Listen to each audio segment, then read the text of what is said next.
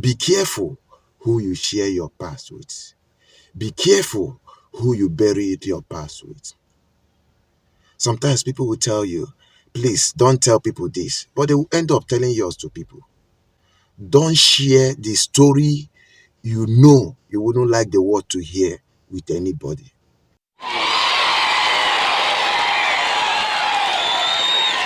Welcome to another session of my video. My name is Kingsley, the content creator of Bremer Digest TV. And on today's video, I'll be talking about friends with shovel.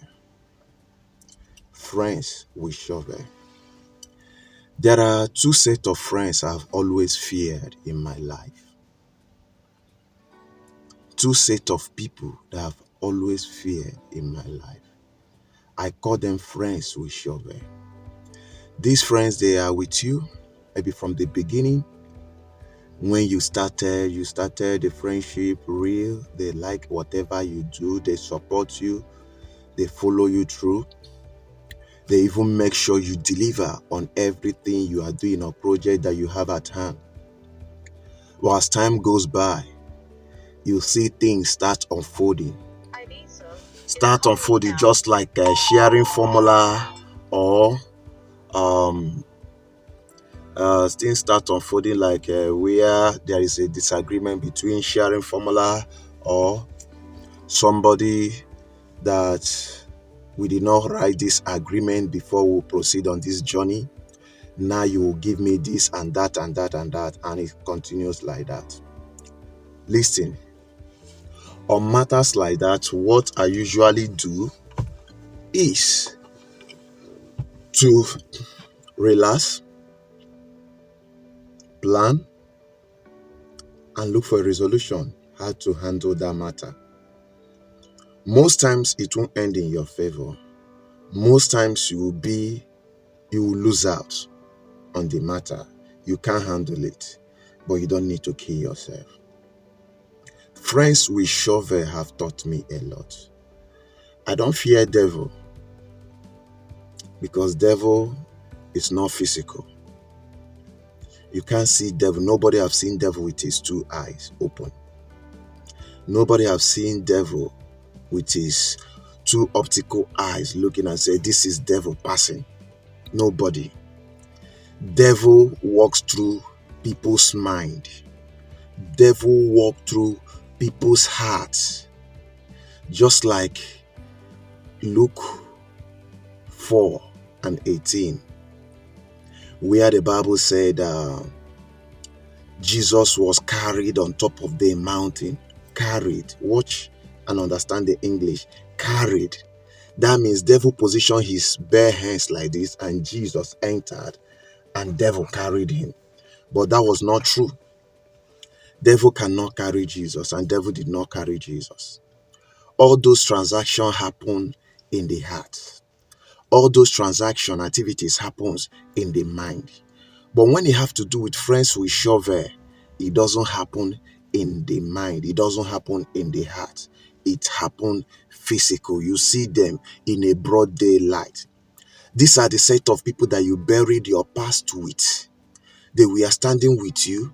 They were with you. They went to the burial ground with you. They know the portion where you bury. They even help you to dig the grave where you bury your past. And they have the shovel that you use in burying your past. After burying your past, they collected the shovel from you and was patting your shoulder, telling you, let it go, it's over now, let it go, nobody will hear about it.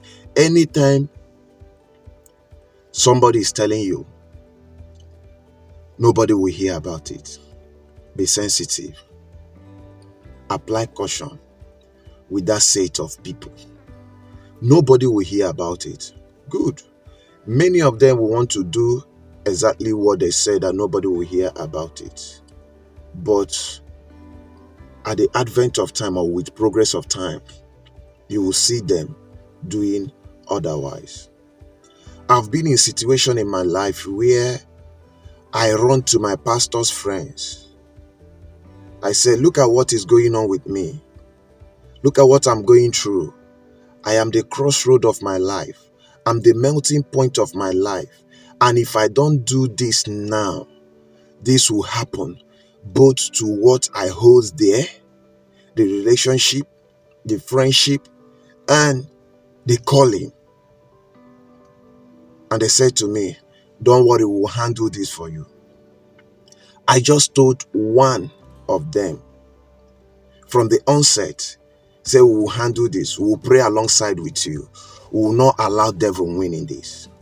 But when it looks as if I am getting drowned in that situation, they are still the ones that let the world know what I was going through. To the point that one of them called me and said, I know you are in Dubai now. You went to Dubai to go and cool off. But this and that and that and that. That day, that. I felt so bad. He started saying a lot of things. And these are people that in the middle of the night, when I'm dead asleep, if I see their call or missed call, I'll wake up and pick it and return the call. I will forget about my own burdens and make sure that the world don't hear about what they are going through or the challenges they are facing. Sometimes to avoid someone insulting them and say, you look like this, but what you look like is not what you are. I go out of my way to bring out of my project savings to give to make sure that that situation is arrested. I cry with them. I pray with them. I go extra mile with them. But that their situation, nobody heard about it till today. But just once I had a showdown in my life. And during the showdown, this phobia of, if people hear about this, what would they do? If people hear about it, what would they say? A lot of people are looking at me as their mentor, as their role model. They are looking up to me. If they hear about this, they will be discouraged. Some family, some young people, they are looking up to me. If they hear that I'm going through this or this is happening to me, they will be discouraged. They will end up saying, if it can happen to him, who are we? That means it can happen to us. We are not safe. And to make their faith and belief firm and unshakable, I kept to myself and decided to share with one or two of my friends. I said, look at what I'm going on.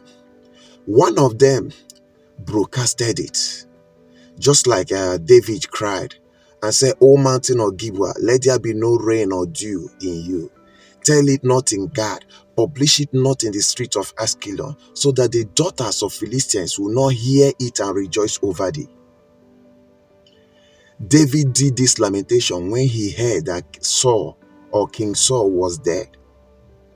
The very servant that brought the message to him may not be the one that killed Saul, but he took glory in the downfall of Saul, saying, I saw him, he was slain, he was slaughtered, he was stabbed, and he was feeling to die, and he don't want to die by the hands or the sword of the Philistine. So he asked me to help him, stab him or kill him, so that those people will not take glory that they have killed me, or they have killed Saul rather.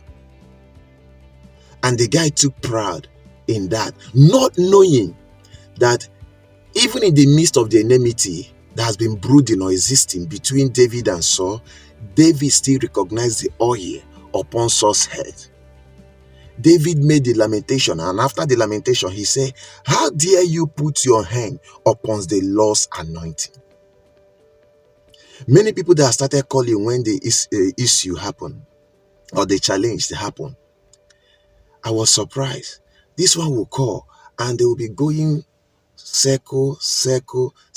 I had a dream about you. You were sick. This. Pray about this. I will laugh. Another one will say, I had a dream about you. You almost died and you decided to run out of the casket. Pray about this. I will laugh. All those dreams they are calling that they had and revelation was as a result of what this person told them that was happening. It was as a result of what they heard that was happening. And I didn't mention it to them, but I told the two people that I think we are more closer because we started from childhood being friends. We school together, both university, secondary, only primary school. But in that primary school, we have like 3 schools in the same place, in the same compound, different field, different blocks, but the same fence. And we school in that school together. Each of us school in one of those schools, but we are staying in the same compound together. And I told 2 of them. One held it and buried it with me. The other one now took it even to the one that buried it with me. And it wasn't okay for him. He shared it with others. I don't fear devil. I don't fear what people will do. I don't fear the plans that people had against me. But the people I fear most in my life are friends with shovel, because they have the shovel of the place or the graveyard where you buried your past. So anytime you are not paying homage or royalty to them, they can easily go back there and assume the past and say, the word, this is his past. That thing you think he is not what he is. So I like the advent of time and what the world is turning into. You see people coming out to tell their past stories, just like Oprah Winfrey. You see people coming out to tell what they have been through, the molestation, the pains, the struggle they have been through while growing up or as an adult. And by the time you see them saying that, you see people get others that were not there when they were going through such, getting healed. That was my story. I had a serious issue. I lost my job. In fact, I resigned from my job because of safety. I lost money. It got to a point my younger sister almost killed herself because she introduced an investment to me, and I invested millions of naira into it.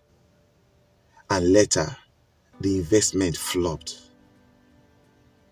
The investment flopped.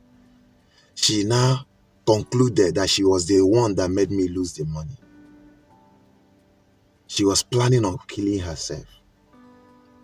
I slept one morning, wake up, lying down on the bed, thinking, what do I do? How do I go from here? Outside that I've lost $3,820 in a forex trading that I invested. I lost over 2 million naira in another investment that my sister introduced me to. She just wake up to take away her life, and people within her don't know what she was planning. But I slept and wake up. I was lying down. I saw somebody trying to end it.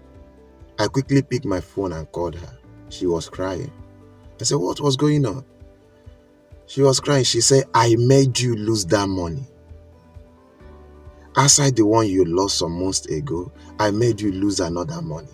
And I had a project going on. I have a building project going on. When she said, I made you lose that money, I asked her, I said, what do you want to do next? She said, I feel like killing myself. I said, really? I said, go ahead and kill yourself. Sometimes we need to be hard on our loved ones if we want to save them. I said to her, go ahead and kill yourself. If you kill yourself, it will cost me more than 2 point something million to do your burial. So being alive and losing over 2 million naira, which one is better? After talking to her, she kept quiet.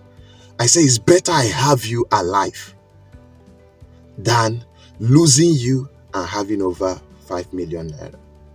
She looked at me and said, I said, yes, you heard me right. And she stopped crying. I told her, I call her my baby love. I say, my baby love, I love you and I can't stop. I just lose money, but I didn't lose you. Come out of that shell of regret. We are bigger than this. We are not looking at all like what we've been through. because God is on our side. And this word brought healing to her. And that secret happened between me and her. None of my other siblings knows about this. It was like that. Be careful who you share your past with. Be careful who you bury your past with. Sometimes people will tell you, please don't tell people this, but they will end up telling yours to people. Don't share the story you know you wouldn't like the world to hear with anybody. Any story you know you wouldn't like the world to hear, don't share it with anybody. Just keep to yourself. I have a last resort. My last resort is to keep to myself. It is painful. It hurts. It makes you feel like you are alone. But keep to yourself if you want to be happy. They said a problem shared is a problem solved. A problem shared is a problem solved. That was in the past. Now, a problem shared is the topic of the new gossip in town. Be sensitive. I still remain Kingsley, the content creator of Rema Digest TV. See you on my next video. Signing out for now. Bye.